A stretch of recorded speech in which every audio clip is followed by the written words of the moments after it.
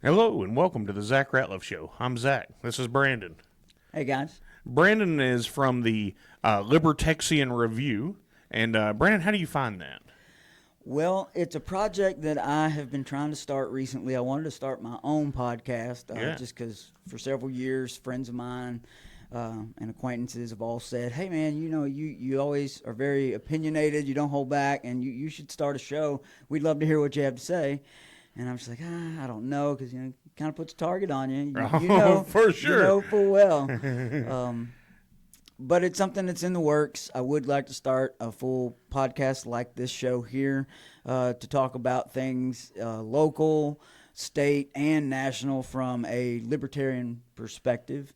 And the name of the project is the LiberTexian Review, and it's kind of a play on words for libertarian and then obviously being from Texas, Texian, a nod to the early, Texans. And because people ask me, they're like, well, you're not a Republican, you're not a Democrat. What are you? I'm like, well, I like to say I'm a libertarian, but then people look at you crazy when you say that. Oh, that's what I say. And they tie you to the Libertarian Party. And there are things I agree with in the party, and I like a lot of those people. I've met a ton of them. They're good folks. But then there are things that I'm like, all right, look, that ain't me. So right. I said, look, I'm for liberty, and I'm from Texas. So if you want to know what I am, I'm a LiberTexian, and that's where it came from. There you go. Well, we'll get into that and more as we go. First of all, I'd like to thank God for this opportunity and for being on here and just for another day alive. I'd also like to thank Mortgage Financial Services here in Texarkana. I'd like to thank Elmwood Custom Goods, and then I'd like to thank Church on the Rock. That's churchontherock.org. All of those are sponsors of this show, and I appreciate all their support and being able to get to us. Well, you talking about you being a LiberTexian, we have some of the same leanings, not all. Good thing about being a conservative or not on the left is we don't have to agree on everything. Right.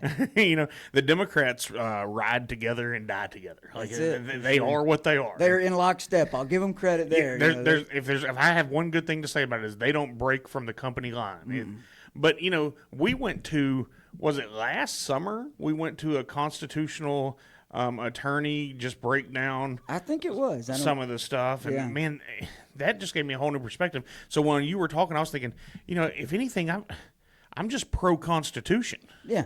Let's just stick to that. Let's kind of get all this other junk out of the way. I think that's probably the best way to go. It's the most pragmatic approach, and our founders put up the best case scenario for a government that you could possibly think of, because they even thought, hey, it's a necessary evil. We got to figure out how to contain this thing. Right. We don't like it. We don't want it, but you got to have something. Right. Well, and then I was watching this. Actually, I put it on the Zach Ratliff Show Facebook page this morning and my personal Facebook page of Charlie Kirk going through when people say that America wasn't based on Christianity.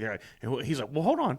It's mentioned 4 times in the Constitution, but then each state had a declaration of faith, and of the 9 of the 13, right. It was a big deal. So, and then I don't remember who said it is, you can't have a moral government without having being based on Jesus, basically. True. Is what it said. Yeah, I want to say that was James Madison, but I'm not 100% on that. Oh, yeah.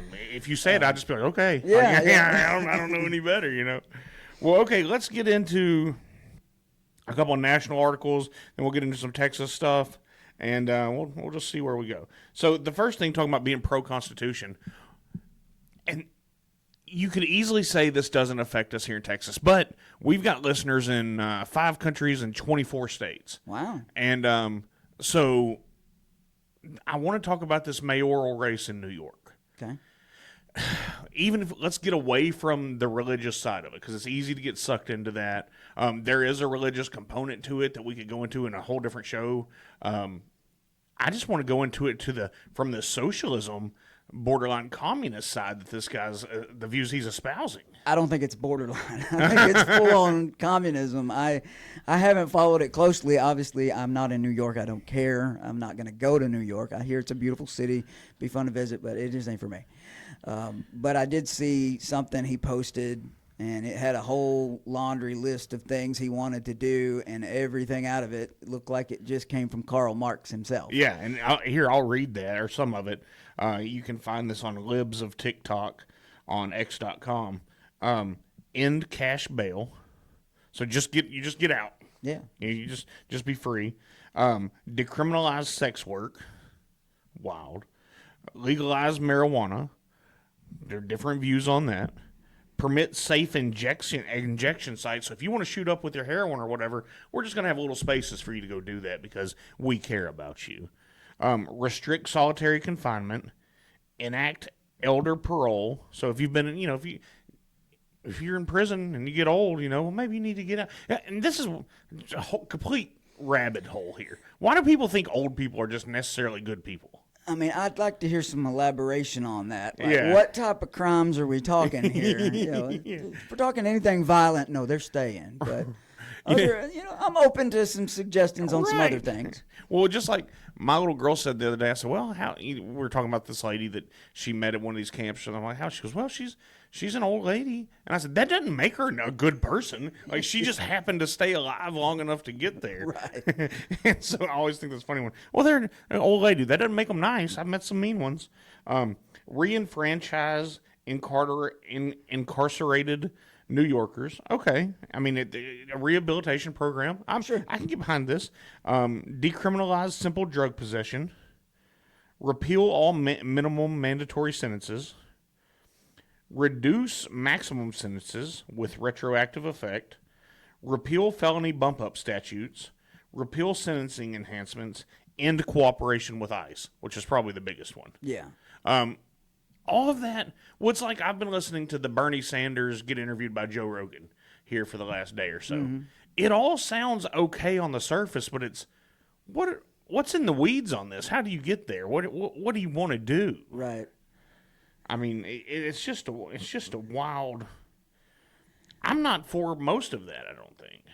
I don't know. Like I said, I think you need a more nuanced approach to it. You need more explanation of what it actually means. Right. I mean, because when you read that, it sounds like a real soft on crime approach. Yeah. Not really anything to deter people from violent, awful crimes. Now, I'm one of those people that say no victim, no crime. So take that as you want. But for serious things, obviously, you need those things in place, like minimum sentences and maximum sentences on sexual assault. Yeah, if he's just talking, exactly. No victim, no. But even as far as out in California, especially where you can go rob a store and then get away, and I don't know that that's what this is. It's like less than $1,000 in California. I know where I'm doing my Christmas shop. I'm kidding. Yeah. Well, everything I had would be priced at $1,001, and then you got a discount at checkout. That's it. That's the way that would work. Like, I don't have time for all this. Mm-hmm. Well, then here's what's funny. Well, I don't know if it's funny, but Rush Limbaugh called this years ago, so the Democrats will eventually eat themselves, and especially when he was talking about Trump, and they'll let us know where they are. The Democrats are lining up behind this guy, and it's just hard for me to get behind going so far away from the Constitution. Yeah. Well, it's interesting that they're Andrew Cuomo, that's right, the former governor of New York, was his opponent in that primary. Nursing home Cuomo. Yeah. That guy, we don't want to have to get into all that. That's been beat. We know what he did. Yeah. And I think that was who the Democrat Party was really behind. And then this other guy comes out and just mollywops him. Yeah. And we'll see. Eric Adams is still saying he might run as an independent, which Eric Adams is no standard bearer for anybody other than the Democrats. Right. He seems a little more reasonable than some of them, though. Well, that's because when, thankfully Greg Abbott sent him a bunch of illegals and overwhelmed his system, and he's like, hey, I get it now. Yeah. Oh, I understand. Yeah. Funny how that works. But you've got Hakeem Jeffries, Chuck Schumer, AOC, Hochul, Ilhan Omar, Bernie Sanders are all coming out like, hey, but that's who you would expect. That's the mainstream of that party. New York's the biggest win that you can get outside of, anything else. So, I expected to see that, and it's just amazing how far, my grandmother and grandfather, Democrats, but Southern Democrats, believe the way I believe on 90 out of 100 things. Right. But I don't know that this Democrat Party would represent them at all. I don't think so. Like, a lot of people like to talk about JFK and how he was a great, more, I guess, moderate. I wouldn't call him a conservative, but No. If he were here today, he definitely wouldn't align with the way the party, his old party, is going now. I don't think, Well, be out against but we got to see that with Ted Kennedy as he got older. I mean, he went left with the party just to stay in power. You know, I mean, but yeah, I mean JFK. Of course, any books you ever read about JFK, we all have flaws. I don't want to present myself as perfect. Not because, at all.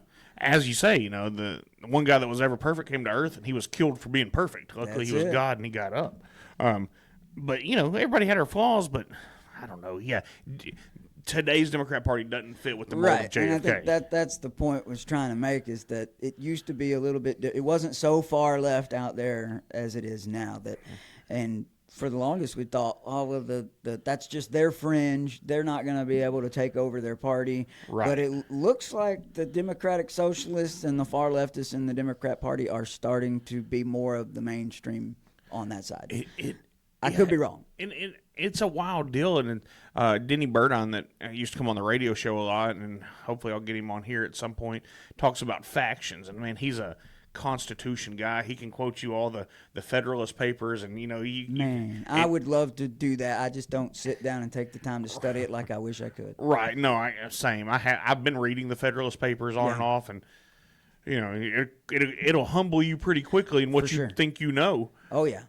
But he always says that factions were what the Constitution was afraid of and the founders were afraid of. Yeah. And so that's what the Democrats have done, is a good job of grabbing all these little factions and making them into one cohesive unit. Mm-hmm. But now we're starting to see some of those factions rise, and so it's not going to be good for them.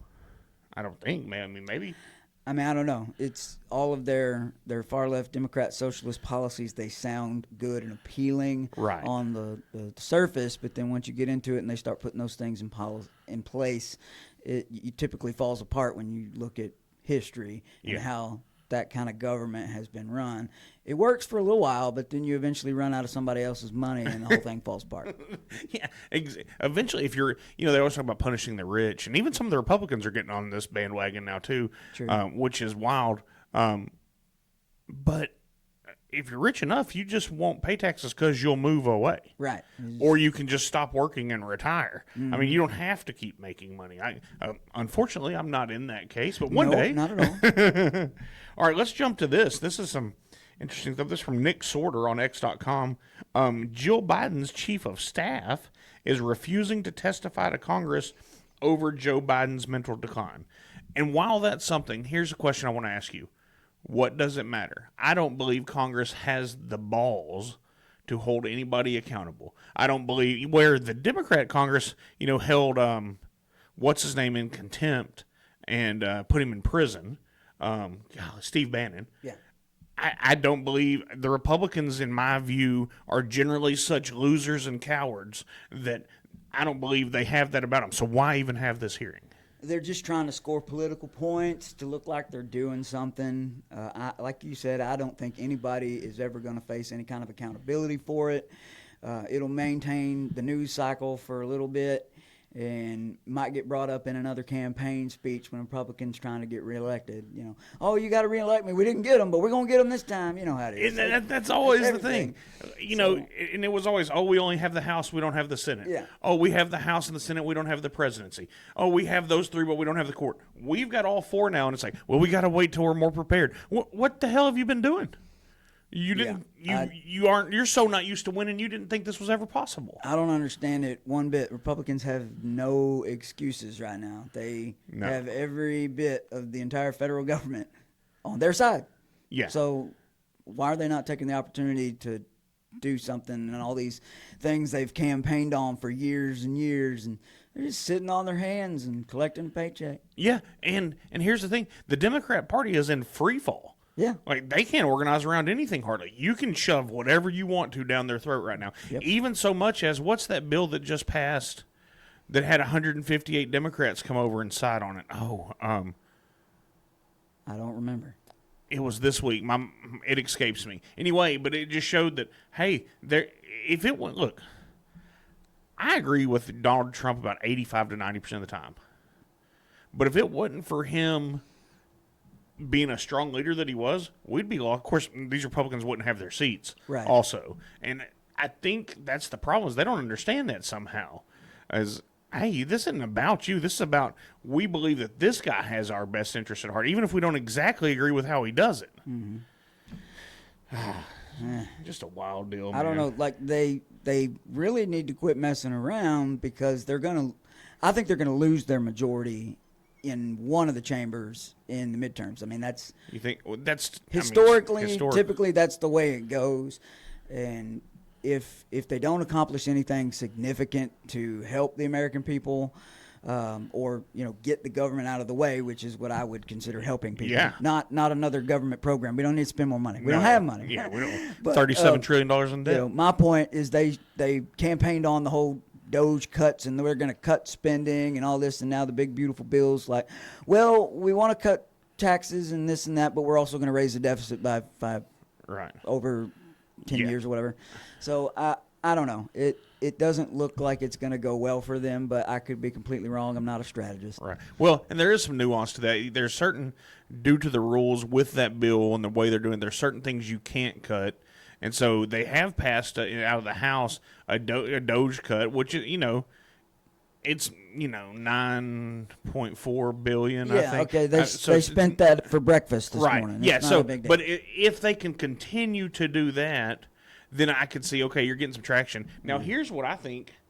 If we could, like you said, if we could get government out of the way, cut some of this regulation, cut some of the things that make it hard on us to live. Well, just like when all this stuff with Iran came out, I made a post saying, hey, number one thing we can do right now is cut your state and your gas tax here in Texas. True. That's 38 cents because the national tax is, one of them's 18 and one of them's 20. And so 38 cents out of every gallon of gas you buy in Texas is tax. What's going to affect people the most?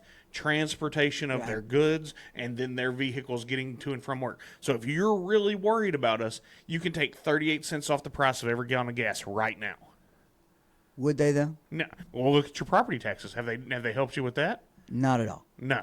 I mean, so it's easy to get out there, like you said, to talk about it in a campaign or do some of that. But what I think is going to happen, and this is from Carmine Sabia on X.com, what he's saying is the New York election could be a fantastic reason for the U.S. because it's going to show that there are Republicans versus communists, and those are the two parties. The problem is, I think 50% of Republicans dance on the liberal side of things. I think that number might be higher. I don't know. That's really the problem with Republicans and why there's even a Libertarian Party that exists is because they always campaign on this sweet libertarian rhetoric, and then they get to Washington and they govern like Democrats or, Democrat light. Yeah, that's a great way to put that. That's my problem with the GOP and if they would get their act together and actually do what they said, I think a lot more people like me would come back in to support them and be vocal advocates of that party. But at where we stand now, no. When I ran to fill John Ratcliffe's seat in 2020, I forgot about that. I got to see not much, but a little bit of how the sausage was made. And the guy who came in to the final vote, which we were elected by precinct chairs and all that. And he said, hey, I've got this on the first ballot. And, for me, I was just trying to get there. My dad gave me enough money to get to be able to, which was $250 to be able to get in the race. Yeah. And then I got to Sulphur Springs where the meeting was, and I had paid to do that. It was another $300 to get a booth for people to meet me. And then just from talking to people, you had to have somebody nominate you to be able to speak and give a speech, and you had to have somebody second that to even get to be a candidate. So there were 22 of us that put our names in the hat. I was one of four. I got to give the speech, and then I was one of four past that got nominated to actually be a candidate. And so, but having heard that guy walk in and say, hey, I've got this first ballot. I've already got it wrapped up. And then here's what happened for our local audience here in Bowie County. If Bowie County had carried me just with their 15 votes, the other guy wouldn't have won, and it would have split it between three of us. However, for a $5,000 donation, Ted Cruz flew into Bowie County and took the Bowie County precinct chairs to breakfast the day before. And, how am I going to compete with that? You're not. Which I never had I got in it as a joke because my name was kind of close to the other guy. That's what I was going to say. Like, if you'd actually made it on the ballot, you probably would have won just because your name was so similar. Because they'd have been, oh yeah, I've heard of that guy. That's exactly. And that was the funny part about it. It all started as a joke, but then once you got into it, and you're like, oh, they're donating to this guy's campaign for him to fly in to say good things about that guy. Mm-hmm. He comes in, eats a little crap breakfast. And, I was like, I'm like, okay, if that's happening at this level, hey, what are all these guys? Gets to play, baby. As a man with the gold makes the rule. That's exactly right. So I knew then. I'm like, okay, I'm burned on all this just right out the go. It's going to take a different type of person to do that. Not that there aren't some good people, but right, man. Yeah, it was frustrating. That's a whole conversation in itself, right there. We can be here for a couple hours talking about that. Yeah, no doubt. Then I don't know if you saw this, John Fetterman. Now, I'm no John Fetterman fan, is a Democrat senator from Pennsylvania. However, he comes out and he says, talking about the communist win in New York City, he's like, I'd like to describe this as Christmas in July for the GOP. He thinks the Republicans going to beat this guy in the overall election in New York. Who was the last Republican? Well, I guess Bloomberg ran as a Republican, and he was there. Yeah, he was a Republican. I mean, in name only. Right. And then Giuliani before him. So they have a history of Republican mayors. It's been a while though, hasn't it? Yeah, it's been a good bit. But maybe John Fetterman, that's a little different view. He's like, hey, we just gave it to him. I don't know if that's the case. And here's the problem. Look at who's voting for these communists. Yeah. Rich white people. Yeah. Well, that should tell you, for all the views we're going to go out and be against this class, why are that's who's voting for them? Because they can maintain power? Like, I don't get it. It doesn't make much sense to me either, but that's why I'm not a leftist, I guess. Right. And I used to think I was a hardcore Republican, but I am not, just because I'm burned on them. Yeah, for sure. I just want to go by the Constitution. Yeah. Let's just do what's right. That's why I'm not a party guy. Yeah, I'll vote for some Republicans if I believe in what they're saying and if they don't burn us once they finally get into office, which they generally do. Typically, yeah. So, yeah, that's a wild deal. Then all this Iran stuff. Let's kind of hit that. I've hit it pretty extensively over the last little bit, but ICE has arrested 130 Iranian nationals in the last 7 days. That's a big number. Yeah. I don't know. Over the last few years, how many could have poured in? 130, you said? 130. Yeah, I feel like that's not. That that's might not be a near drop all in the bucket. You know? But it looks good in the headline, especially right now while tensions are high. Right. I don't know.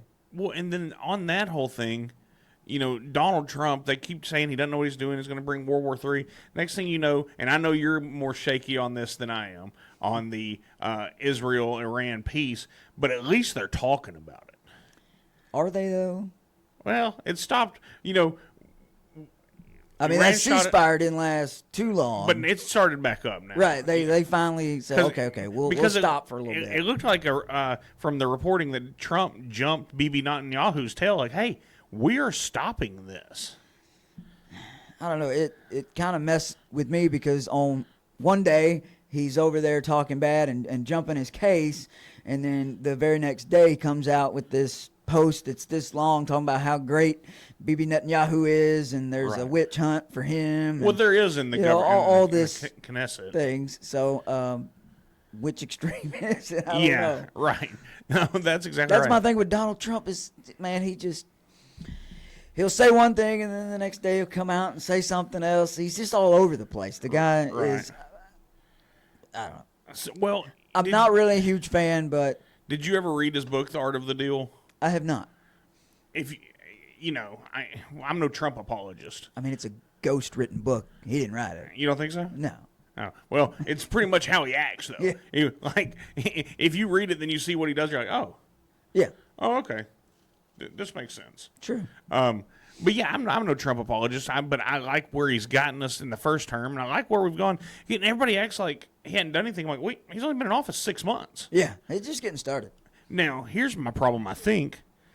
Well, here's my problem, and I think it's a problem for the rest of us. I said on the radio, I don't know how many times, but especially during campaign season, and then I've said on this show a few times, Jerome Powell hates Donald Trump at the Fed. Yeah. And I believed, I knew they would cut interest rates going into the election last year to try to save it for Biden and then the Kamala camp. And I believed that he would raise rates coming into this year just to be spiteful. But I for sure knew he wasn't going to cut them. But, here's the problem. If he cuts rates, as good as the economy's recovering, inflation's basically stalemate, jobs are coming back. It's trying. We're trying to breathe and go. If he cuts rates and this economy blows up, he ensures that there's a better chance the Republicans do carry both houses. True. And so that's why no matter what they say, I don't think we see a rate cut until at least 2026. I think you might be right on that, and I think it's a shame that they play politics like that with it. But I'd also like to take a moment to say audit the Fed and then end the Fed, and then we'd solve a lot of problems. That's exactly, you get rid of the Fed, all that goes There's away. a great book by a hero of mine. His name's Ron Paul. You may have heard of him. Yeah. This book called In the Fed. You should read it if you haven't before. Yeah. No, that's solid. Well, on that note, what happened to all this audit Fort Knox that we were hearing going in the campaign? and Boy, stuff? that went away quick, didn't Nobody it? said anything about it. What do you think happened there? I mean, I know they don't invite me to the meetings. I don't figure they invite you to the meetings. That was very hush-hush, I guess, which, as always. Do you think the gold is even still there? I'm an optimist. I think it is. Okay. I think here. You want to get into a little conspiracy theory? Sure, I'm always down for that. I think there's too much gold. Too much gold. I think we've bought back more than we'll admit to ensure in case bricks or whatever happens that we. So I think that's why they don't want to audit this, because we've got more. They gold. don't want the world to know how much we're sitting on. Yeah. That could be it. I don't know. I mean, of course, there's the thought that there's no gold and we've spent it all. I'm more in that camp, I think. Right. Well, what was it? They found the $20 billion in hard gold that Biden had shipped to. I don't know. Grocket.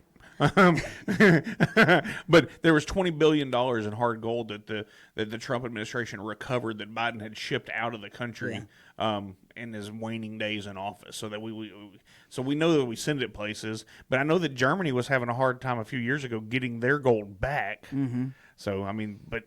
While we're on the subject, whatever happened to the gold that was in Iraq? That everybody's seen the photos from years ago of all the soldiers hanging out with all the gold bricks at the Saddam Palace. Like, where'd all that go? Did we keep that? I think we got too much gold. You might be right. Now that I think about it, it's like I think they're stockpiling this somewhere where they don't want anybody, not even the Americans, to know what we have. I think we've got a lot more gold than what we say we do. Could be. And I hope we do. Right. Just for the inevitable, rise and fall of this thing, and that's the deal about the American dream here is we've gone through the empire cycle really fast. Yeah, very fast. And so, when you compare it to Rome or something like that, we're already on the downhill slide. And we're coming up on 250 next year. Yeah, and we're Rome, even once it split into the Byzantine Empire from East and West Rome, I mean, it lasted thousands of years. So, look, it's all in God's plan. I pray that He extends this thing and, we can be a light for Him, but He doesn't need us. No, that's true. We need him. It's the other way around. So, all right, let's get into a little Texas stuff, being that you're LiberTexian review. We hit on it a little bit. What is Greg Abbott doing with the veto of this anti-THC ban? And I'll preface it with, well, I won't preface it. Just go ahead.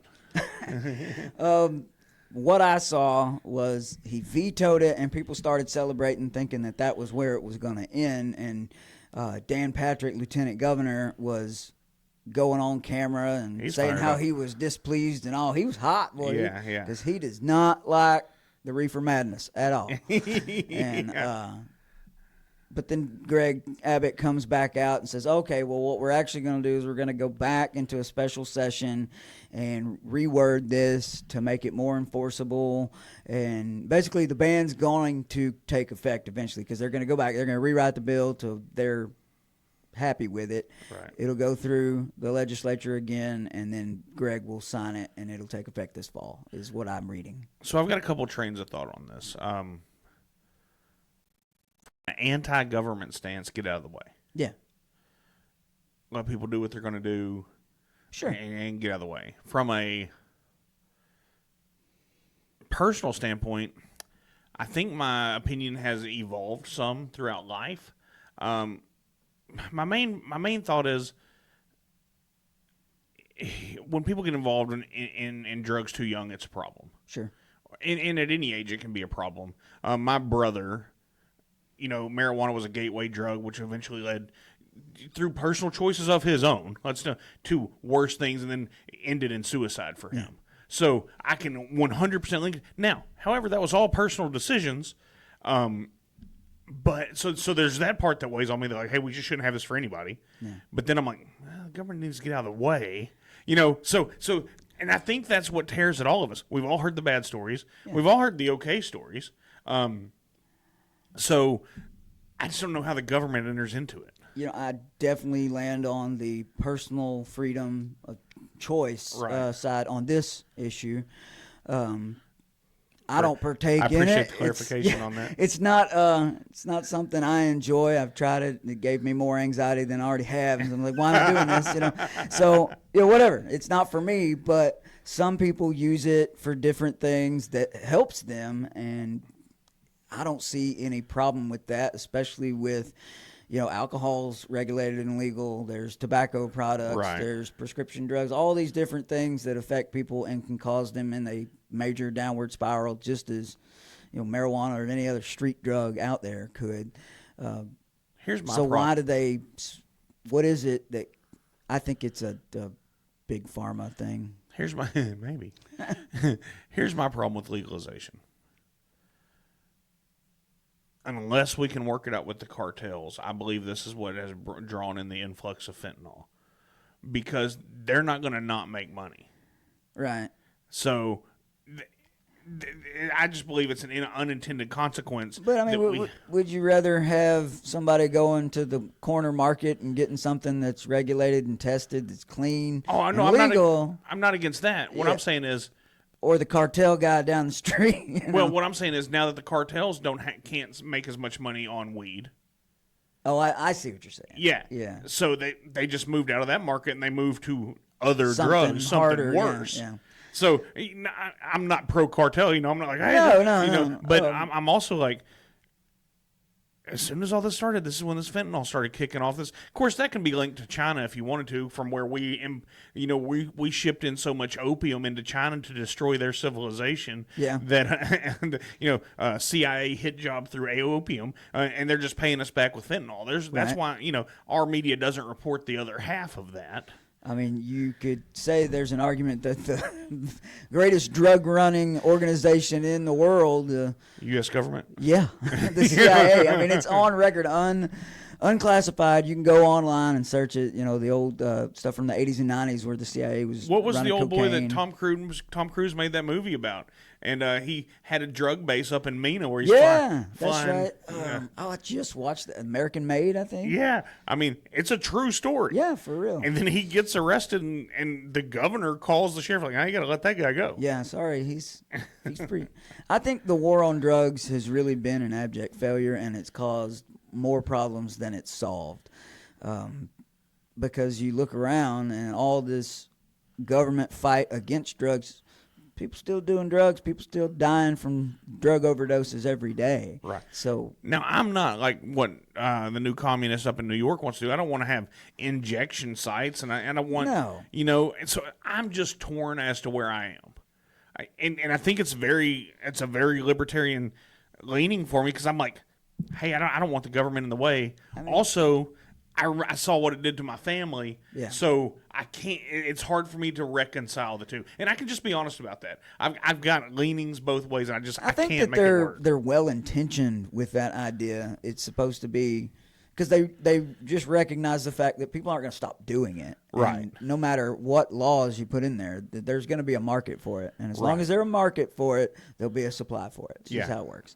And so they think, well, if we have this area designed where it's safe for them to do it, we can watch them if something bad were to happen, or we can counsel them and say, how can we help you get out of this program?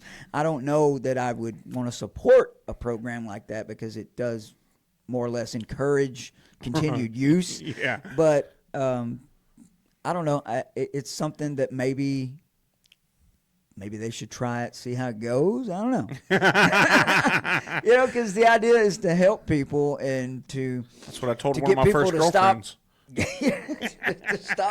to stop doing drugs and ruining their lives. So if we focus more on the counseling and the recovery and that aspect of the war on drugs versus the busting in people's houses and arresting people, giving them criminal records, putting them in a cage because they chose to put some substance in their body you don't like. I don't agree with that. Yeah, I think if the government can find to regulate it and tax it, and that's what eventually will happen. Like everything else in government and politics, it's all about money. Money and the power. government, the state makes a ton of money off of drug enforcement, and so well, even here in town, we've got some. Well, and that is one thing with the bill that they're going to put in the special session is there will be more Texas legalized dispensaries. I think there was. I don't know how many there are in Texas, but I did see that was part of it. So hey, we're going to regulate this, but we're also going to make it a pathway to for more of it in the right circumstance. Right. So I did see that. And like I say, I'm not an advocate. I'm more of a detractor, I would say. But then the libertarian side of me goes, hey, man, just because what I was going to say, there are companies here and businesses here in town that are making a living doing that. Yeah. One of my friends, her husband is a cook for one of them, legal. Yeah. And so if this goes into effect, that guy's going to lose his job. And and everybody employed there will lose their job. And so it's going to have a negative effect on people that I know. So anyway, I guess that can be said about a lot of things, but I just wanted to. It's always a give and take. Yeah. Okay. So you said you want to get into a LiberTexian. Maybe I need to change the name. It's so hard for people to. No, man, it's good. It's memorable. But with that, so when can we? Are you putting out daily articles? What are we looking at right now? Right now, I've got the Facebook page uploaded and started, and I post some things there. I'll post like my own opinion on certain hot topics, or I'll post articles and memes that I find that are associated with what I'm trying to do. Let me read what my mission statement is for the LiberTexian Review, and that can kind of tell you exactly what my goals are. It really started. There's a guy out of Conway, Arkansas. His name's Justin, and he goes by The Random Patriot on YouTube. Okay. I recommend checking out his channel. He's a First Amendment, Fourth Amendment rights auditor, and he goes all through Arkansas. What is the Fourth? The Fourth Amendment? Yeah. That's your right to privacy, your papers. That's right. And so he goes into like the city halls, the courthouses, and he'll test, what if they really do allow freedom of speech in the public gotcha. places, and but then he also finds people who have had issues with police officers violating their rights, Right. and he tries to get them help through legal routes to go and pursue, Right. getting that righted, getting charges dropped, getting lawsuits if necessary against Right. different individuals. And so let's see here. Now, LiberTexian, you guys went to the LiberTexian Review. You went to a protest here recently. We did, and I say we because I do have some friends helping me in the shadows there that don't want to be named. I went to the No Kings protest in downtown just because I thought it was interesting. Not that I really agreed with their message, but I wanted to see how many people in Texarkana would actually show up, because they've had different demonstrations for these big national things in the past. There was like 5 people there. Right. So this one looked like there were more that showed up. there was quite a few. I'd say, I don't know, about 150, 200 people. It's at the height of it, but it was hot that day, so a lot of people showed up, held their signs, and went on about their day. But there was a good group there, and I was filming with Joe that day. yeah, you guys were doing the debate. Have he released that It's yet? out on Spotify. Okay, I don't cool. know if it's on YouTube. It's Haven't checked it out yet. yeah, give it a listen. It's I only will. 3 hours. Only 3 hours? Nice.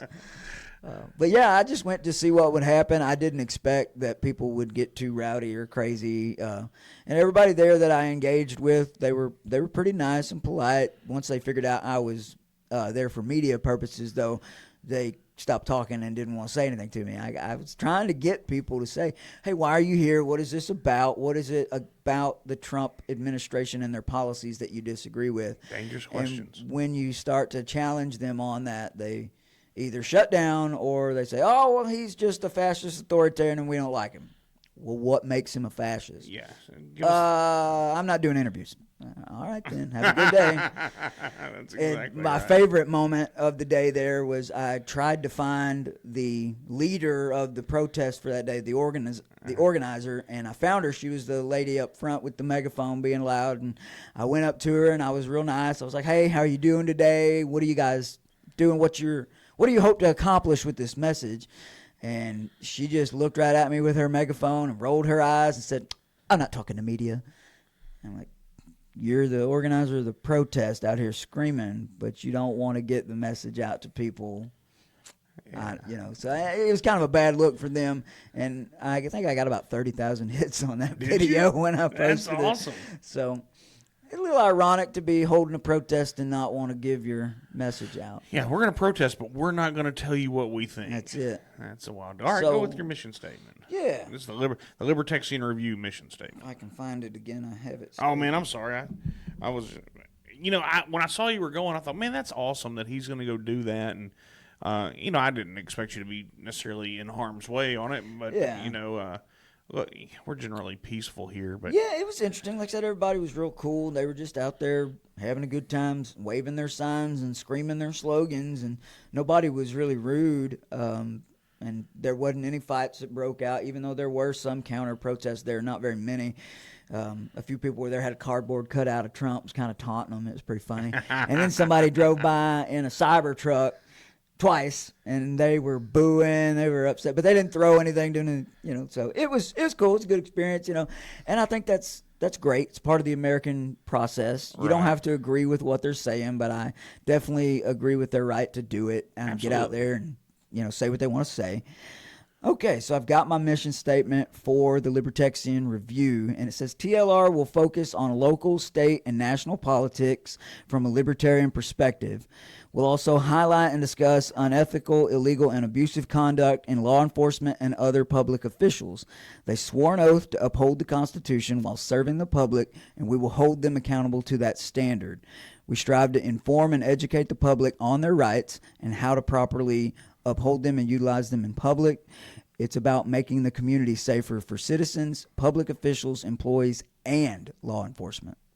boom. So, it's just about a safer community for everyone involved, whether it's the people who are supposed to be out there protecting us and upholding our rights. We want to make sure they aren't out there violating people's rights in the process of that. Right. And there's, obviously there's a big, there's a lot of opinions on that matter. Yeah, of of course, on police, there's the hardline thin blue line supporters that think they can do no wrong. Right.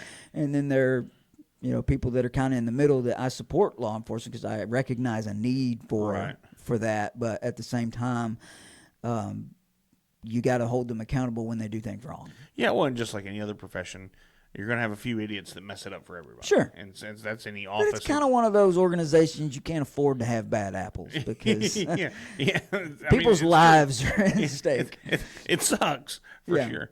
Well, Brandon, man, I appreciate you coming in. I appreciate you doing this. Yeah, I appreciate you having me. It's I like your show. It's a great show. I try to listen when I can. I don't get to it every day, but I appreciate you having me on, man. I'd love to come back and talk some more. Yeah, we'll do it once you get going. All right, everybody. I hope God blesses each and every one of you, and y'all have a good day.